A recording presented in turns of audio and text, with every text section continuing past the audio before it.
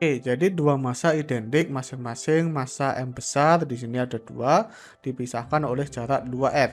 Ini jaraknya 2R dan kemudian massa M kecil ditempatkan pada jarak X sepanjang garis berat dua massa M. Jadi masing-masing berjarak R besar di sini dan di sini ke samping dengan jarak X.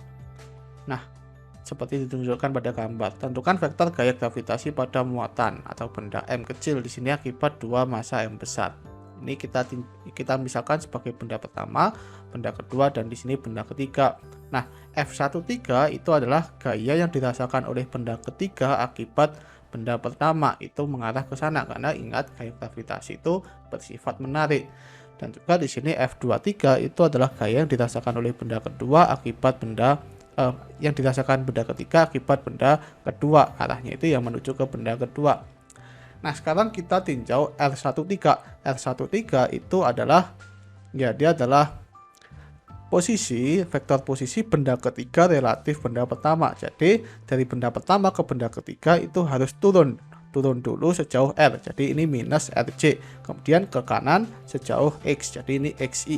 Kemudian dari benda kedua ke benda pertama itu harus naik dulu sejauh R, jadi ini plus RJ, kemudian ke kanan sejauh X, berarti ini plus XI. Nah, besarnya itu akan sama, jadi R besar dari R13 itu akan sama dengan besar dari R23 sama dengan akar dari X kuadrat ditambah dengan R kuadrat. Nah, kita bisa gunakan perumusan vektor dari gaya gravitasi. Jadi vektor F13 itu sama dengan minus G M besar M kecil per R13 pangkat 3 dikalikan vektor R13. Ini besarnya ya. Jadi kalau kita substitusikan, kita akan dapatkan menjadi minus G M besar M kecil dibagi dengan X kuadrat ditambah dengan R kuadrat pangkat 3 per 2 dikalikan XI minus RJ.